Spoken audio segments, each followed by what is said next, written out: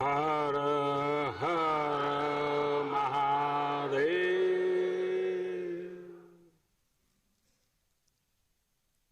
कार्यक्रम में मेरे साथ उपस्थित उत्तर प्रदेश की राज्यपाल श्रीमती आनंदीबेन पटेल, ऊर्जावान और लोकप्रिय मुख्यमंत्री श्रीमान योगी आदित्यनाथ जी, भारत में जापान के एम्बेसडर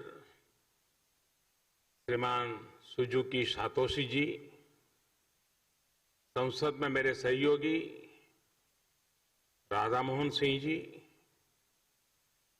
काशी के सभी प्रबुद्धजन और सम्मानित साथियों, अभी अपने पिछले कार्यक्रम में मैंने काशीवासियों से कहा था कि इस बार काफी लंबे समय बाद आपके बीच आने का सौभाग्य मिला, लेकिन बनारस का मिजाज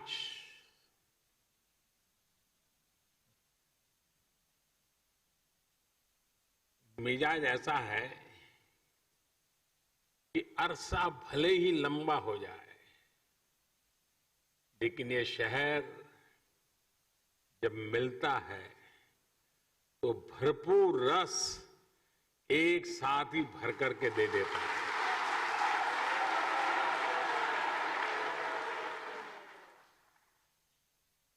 अब आप देखिए, भले दिन ज्यादा हो गए हों,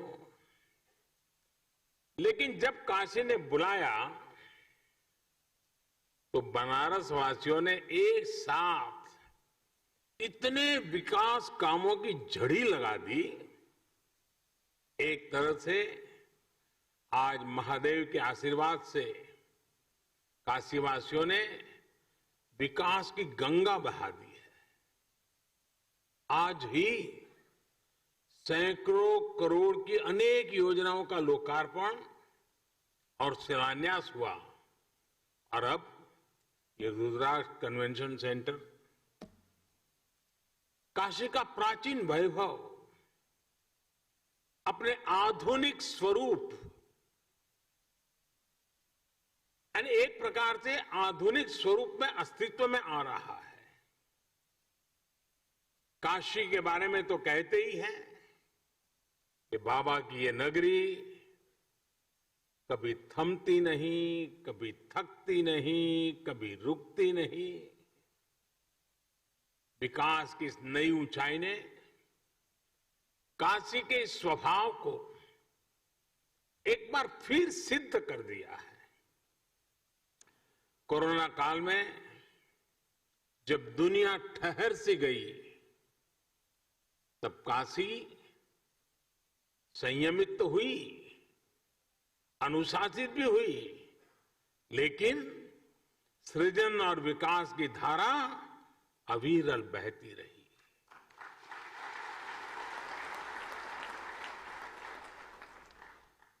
काशी के विकास के ये आयाम, ये international cooperation and convention centre Rudraksh, आज इसी रचनात्मकता का, इसी गतिशीलता का परिणाम है। मैं आप सभी को, काशी के हर एक जन को इस उपलब्धि के लिए हार्दिक बधाई देता हूं।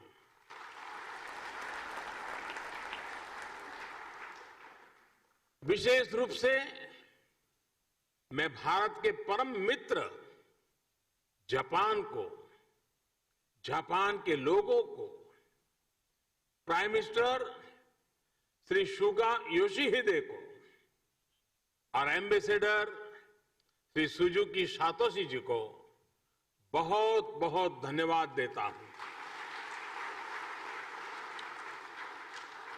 और अभी हमें प्रधानमंत्री जी का वीडियो संदेश भी देखा। उनके आत्मीय प्रयासों से काशी को ये उपहार मिला है। प्राइम मिनिस्टर श्री सुगा योशिहिदे उस समय चीफ कैबिनेट सेक्रेटरी थे। तब से लेकर पीएम की भूमिका तक लगातार वो इस प्रोजेक्ट में व्यक्तिगत रूप से इन्वॉल्व रहे। भारत के प्रति उनके इस अपनेपन के लिए हर एक देशवासी उनका आभारी है। साथियों, आज के इस आयोजन में एक और व्यक्ति है जिनका नाम लेना मैं भूल नहीं सकता। जापान के ही मेरे एक और मित्र शिंजो आबे जी। मुझे याद है शिंजो आबे जी जब प्रधानमंत्री के तौर पर काशी आए थे तो रुद्राक्ष के आइडिया पर उनसे मेरी लंबी चर्चा हुई थी। उन्होंने तुरंत ही अपने अधिकारियों से इस आइडिया पर काम करने को कहा। इसके बाद जापान का जो कल्चर है, उनका गुण है, चिर परिचित उनकी विशेषता है परफेक्शन और प्लानिंग। इसके साथ इस पर काम शुरू हुआ और आज ये भव्य इमारत काशी की शोभा बढ़ा रही है। इस इमारत में आधुनिकता की चमक भी है और सांस्कृतिक आभा भी है।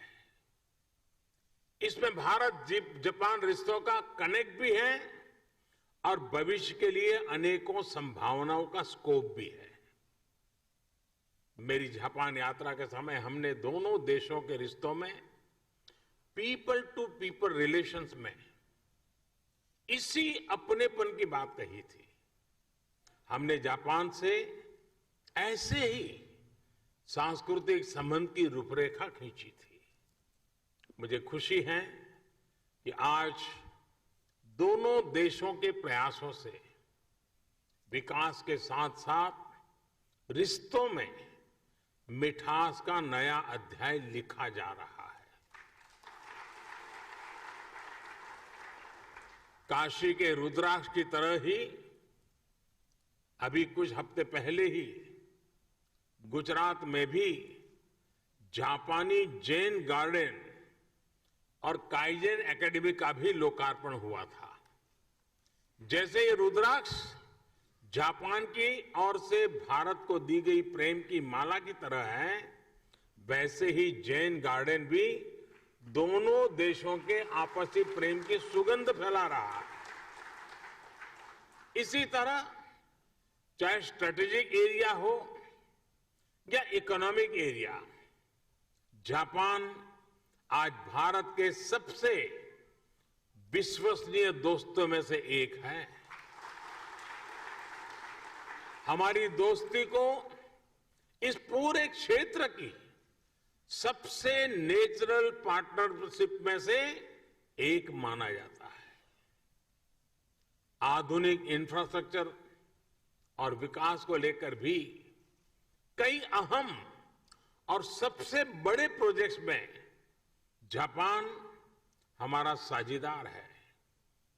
Mumbai Ahmedabad high speed rail हो, दिल्ली मुंबई इंडस्ट्रियल कॉरिडोर हो या डेडिकेटेड फ्रेट कॉरिडोर हो, जापान के सहयोग से बन रहे ये प्रोजेक्ट न्यू इंडिया की ताकत बनने वाले हैं। साथियों, भारत और जापान की सोच है कि हमारा विकास हमारे उल्लास के साथ जुड़ा होना चाहिए। ये विकास सर्वमुखी होना चाहिए, सबके लिए होना चाहिए और सबको जोड़ने वाला होना चाहिए। हमारे पुराणों में कहा गया है, तत्र अश्रु बिंदु तो जाता महारुद्राक्ष वृक्ष काहा। मम आज्ञया महासेन सर्वेषां हित काम्या, अर्थात सबके हित के लिए, सबके कल्याण के लिए भगवान शिव की आंख से गिरी अश्रु बूंद के रूप में रुद्राक्ष प्रकट हुआ।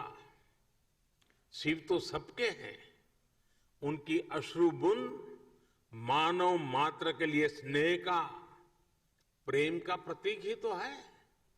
इसी तरह ये इंटरनेशनल कन्वेंशन सेंटर रुद्राक्ष भी पूरी दुनिया को आपसी प्रेम, कला और संस्कृति के जरिए जोड़ने का एक माध्यम बनेगा।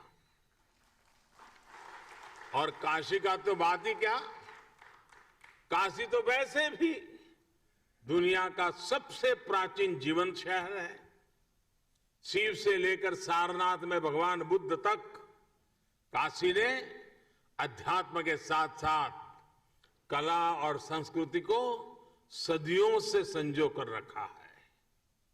आज के समय में भी तबला में बनारस बाज की शैली हो, ठुमरी, दादरा, ख्याल, टप्पा और ध्रुपद हो, धमार, कजरी, चैती, होरी जैसी बनारस की चर्चित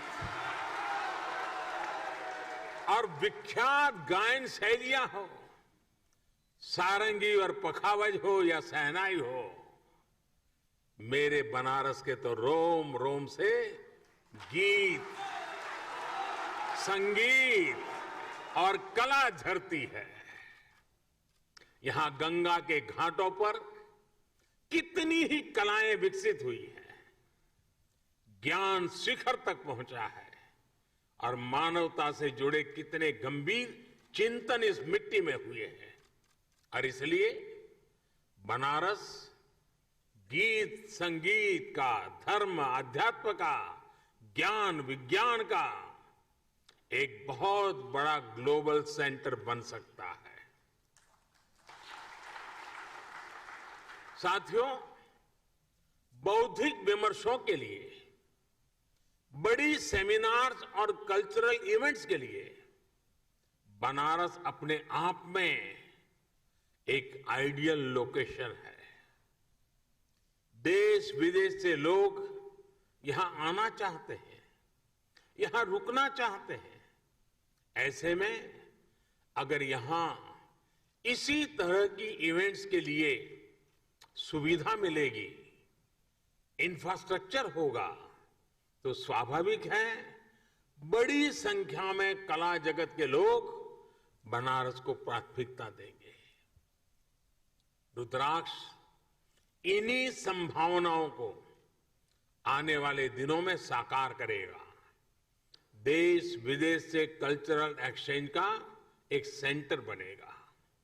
उदाहरण के तौर पर बनारस में जो कवि सम्मेलन होते हैं, उनके फैन पूरे देश में और दुनिया में हैं। आने वाले समय में इन कवि सम्मेलनों को वैश्विक प्रारूप में इस सेंटर में आयोजित किया जा सकता है। यहां 1200 लोगों के बैठने की व्यवस्था के साथ सभागार और सम्मेलन केंद्र भी हैं, पार्किंग सुविधा भी है और दिव्यांग जन के लिए भी विशेष इंतजाम है। इसी तरह पिछले 6-7 सालों में बनारस के हैंडीक्राफ्ट और शिल्प को भी प्रमोट करने, मजबूत करने की दिशा में काफी काम हुआ है। इससे बनारसी सिल्क और बनारसी शिल्प को फिर से नई पहचान मिल रही है। यहां व्यापारिक गतिविधियां भी बढ़ रही है। रुद्राक्ष इन गतिविधियों को भी बढ़ाने में मदद करेगा। इस इंफ्रास्ट्रक्चर का कई तरह से बिजनेस एक्टिविटीज में इस्तेमाल किया जा सकता है।